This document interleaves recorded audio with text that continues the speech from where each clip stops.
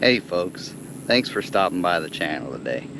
If you're new here, my wife and I are doing our damnedest to get away from the hustle and bustle of big city life and get back to country. To do that, we're developing 100 acres of undeveloped property so that we can build a self-sustaining homestead. Join us today for our Wednesday walk in the woods, where we'll give an update on what's going on. Alright, so the biggest challenge we got going on right now is continuing work on this pad. The problem we're running into is a timeline. So if you've been following along, you know we've got a steel building on order, and I imagine it's going to be delivered by a big semi truck. So I've got to be able to get this road good enough to where I can get a semi truck up here, and right now it's a mess because I'm in the middle of expanding the pad out. So last time I was up here, I put a bunch more dirt in here and had this expanding out, and I literally ran out of time, so I had to cut a temporary road in again just to get out. And anytime you do temporary roads, you can expect that it ain't gonna work out in the long run. And of course this one's no different, so I'll show you a few things. So here's an example of a little bit of erosion where water's running off the top. That's a small one. All the water is coming down this road, and here we literally got a major washout happening.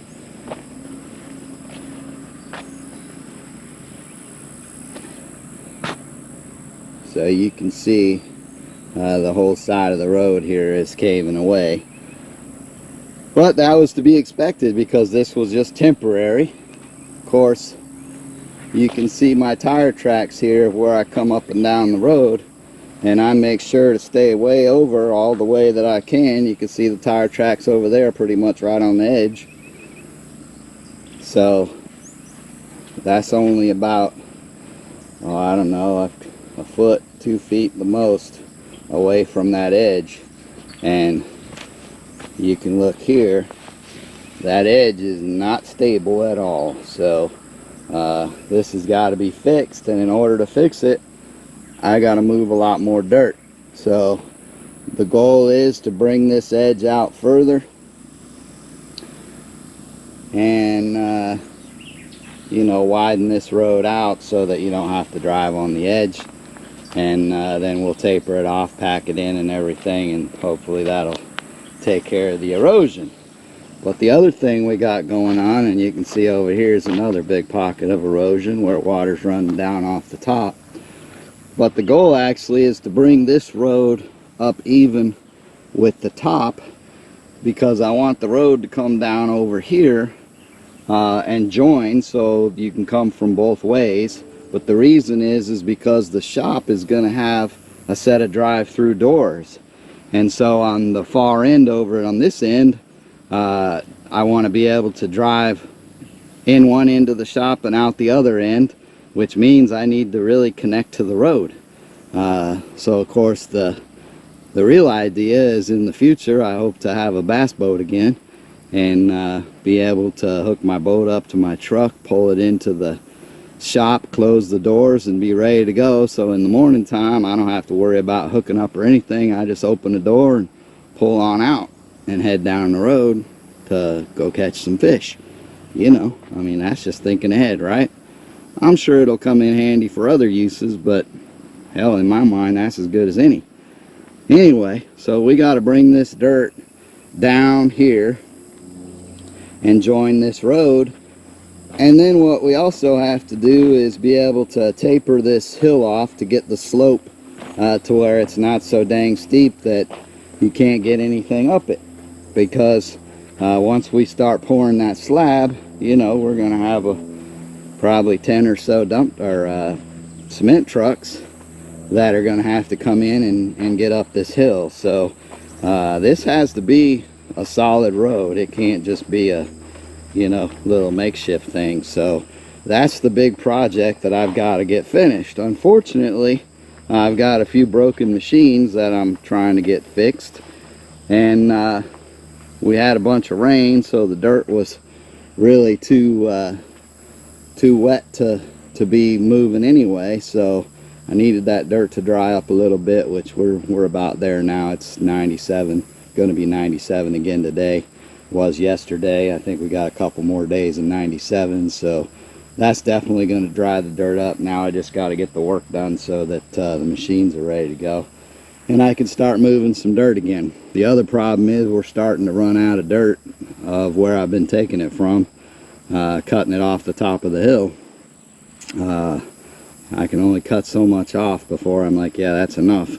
So we're getting to that point, which means if we can't finish it with what we got there, then I'm gonna have to come up with another solution, which means digging a pit or something. So big challenges. Of course, once we get all that put together, then I'm gonna need to haul rock, so I can put rock over it in order to keep that erosion at bay and keep the road solid. If you know, this clay and sand, when it rains a bit, it gets pretty slimy, and you know, if it's wet, I'm gonna have a hard time driving up that hill anyway, especially in heavy trucks and whatnot. So I'm gonna have to get some rock on it. You can see here, still mud hole here where it's pretty wet, but it's drying up, so hopefully another day or two and everything will be dried up good.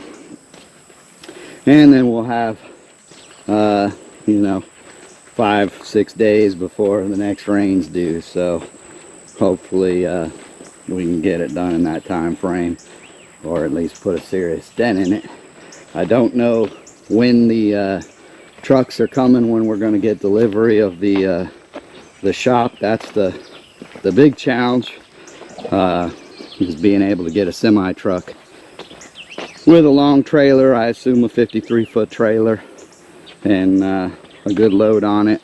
They got to be able to get up this hill and all the way to the top. Otherwise it's going to be a bigger pain in the butt for me to have to stage it somewhere and haul it up to the top myself. I really don't want to do that.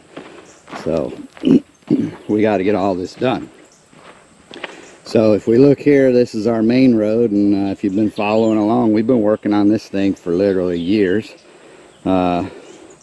You can see where the water runs here, erosion. We haven't fixed this upper area yet because it still stays pretty passable. So we just haven't made it a priority yet to fix it. But this lower end, I think we've got her pretty good. You can see the weeds coming in like crazy this year. But if you look at this rock, this is crushed concrete, and they call it 3x5 or 325, 3x5, I don't know. But anyway, it's the big stuff, and it's basically used for road base in muddy areas, or you can also use it for riprap,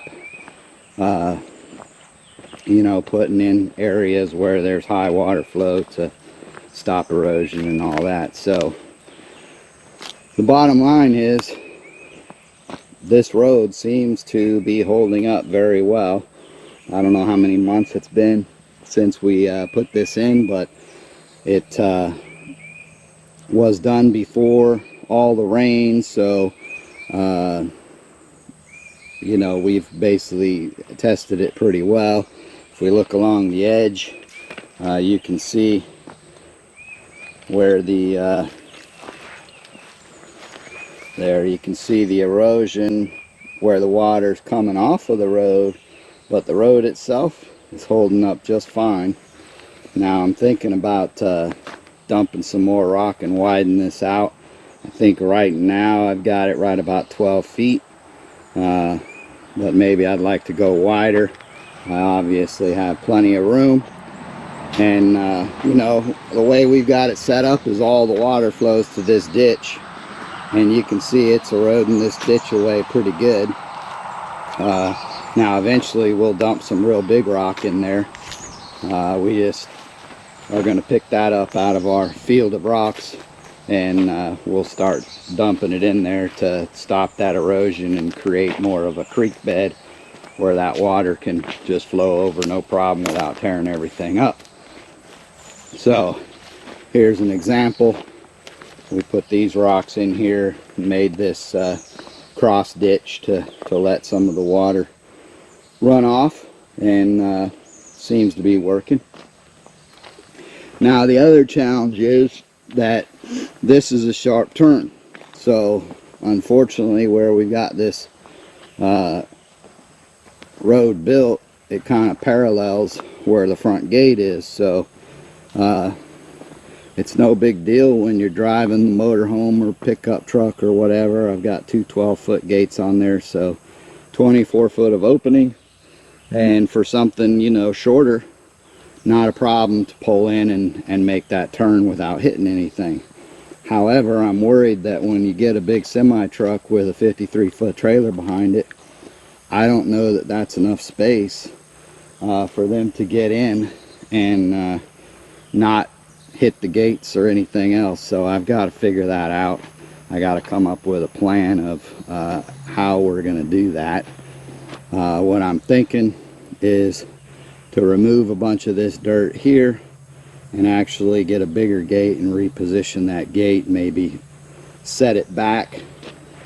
And if I set the gate back a bit, then maybe build the road to where it basically you can cut off the main road, throw down a bunch of rock, and you can cut straight across here, and that'll give you a big enough gap to where you can almost come off the road and go straight on up the hill. That's one option. Of course, another thing I can do is I've got this side over here. I can bring the excavator down and cut this dirt out here to move this hill over good, at least over to the gate, you know, and kind of cut an angle there so it gives more space. You can see here actually there's tire tracks. When I brought my trailer in the other day, I actually cut it and drove over it, so that definitely tells me that that would probably be helpful as well, to cut that back a little bit. You know, this is, I don't think, big enough to where they can pull in over to that dirt pile to swing wide and then head up. You can see my tire tracks here. I have swung wide. My intent is to bring the dozer down, clean all this dirt up, move it out of here, bring the excavator, whatever, clean this up, haul it off. I'll use it somewhere up top.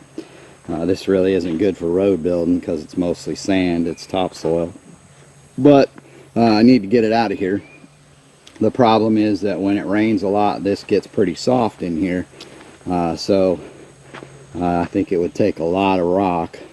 I plan on expanding the rock to where you can swing out somewhat, but I think if I expand it all the way over to here to swing out, then I don't know, it might get too soft when it rains a lot, and I'd hate to start, you know, having trucks or whatever sink in here and get stuck.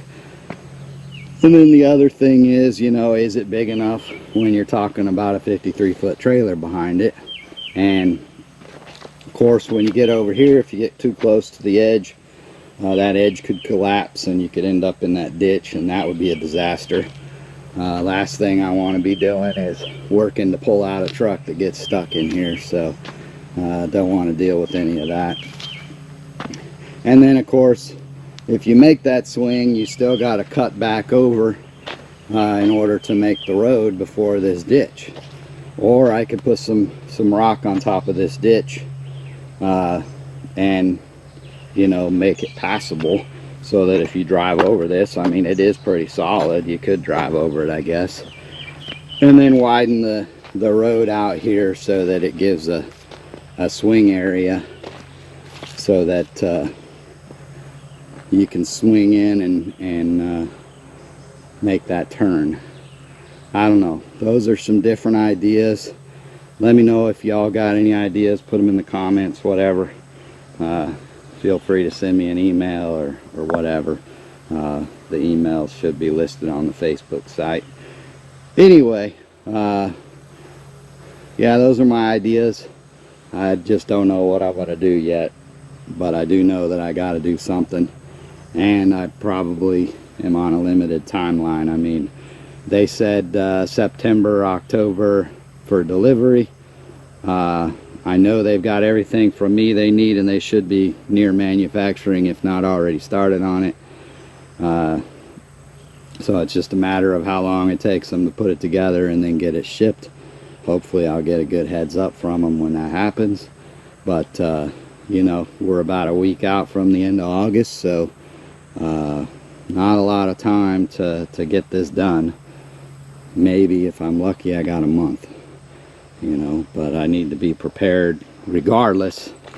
So obviously while this is a challenge, I don't think the gate is the biggest challenge. I think the biggest challenge is I've got to be able to get them all the way to the top. So got to get the pad done and get the road done, and then I've got to get up with a concrete contractor and see if we can get some bids to do that slab. So I'm feeling like we're way behind, but you know, I figure that's probably just the way it is. So yeah, that's the big things that are weighing on my mind. That's you know, what I feel like we absolutely have to get done. Of course, then the other challenge is, you know, once we get the slab poured and get the building delivered, we've got to put it up. And so I've been starting to look for a telehandler. If you don't know what that is, it's basically a telescoping forklift. So they're typically 4-wheel drive and perfect for off-terrain type work. And I'm looking for one. The dang camera overheated on me, so I'll finish this up with my phone. Anyway, I was talking about looking for a telehandler, a telescoping forklift. Well, looking for one, I guess, in the 8 to 10,000 pound lift capability. So that should do everything I need it to do as far as unloading the steel building and everything. And then I can also use it for some other projects I got in mind. So that's just a matter of finding one. I mean, yeah, they're easy to find, but they're easy to find in the $40,000 to $50,000 range. And I'm looking more for, I'd prefer less than 20,000, but you know, maybe up to 25. So they're out there, you just got to find them. So you know me, I'm always looking for a deal, and preferably something that's ready to go to work. I got enough stuff I got to work on right now. So I know buying old equipment that I've always got to work on it. That's kind of the way it is. You know, whether I'm chasing hydraulic leaks or seals, whatever, it's just always, you know, it's usually something leaking. That's the issue. So I'm used to that. I'm actually getting pretty decent at it. So for never being a mechanic or anything and spending my career basically in an office type environment, that's, you know, in my book, pretty darn good. Luckily, I'm mechanically inclined, so which basically that translates to when I tested, you took the ASVAB to get into the military. I tested like 98% in the mechanical. I think I was also 98% in electrical, and like somewhere around the same area in what they call general. And then in administrative, I was 65%. So I don't think I was meant to be an administrative assistant. But anyway, you know, finishing out that funny story, I ended up in intelligence, which actually was measured by the general score, not the administrative score. So that's how that happened. But it did turn out to be a lot of administrative type work. So I imagine if I were to take the test again, I would probably score higher in the administrative area as well. But regardless, I digress. Working on this property, it's a lot of new experiences, a lot of learning. That's why we're sharing it on YouTube, so that you know, hopefully people can, number one, be motivated and know that even if you don't have the skills in the background, go for it. You know, just jump in and start learning and do what you got to do to get where you want to get. And then the other thing is we try to share so that if we make mistakes along the way, or things that we learn along the way, we can share those to try and help other people out as well. And of course, finally, I guess it's about prosperity. It's a way for us to document our journey. And you know, part of the fun of documenting a journey nowadays is to be able to share that journey with your friends, and even the new friends you make along the way. So with that said, don't forget to like and subscribe, and stay with us, and ring that notification bell so that you get notified next time we're putting out a video. You'll get notified it's out there. And with that said, I think that's it for this update. But I appreciate again you joining us. Have a blessed day, and we'll see you on the next one.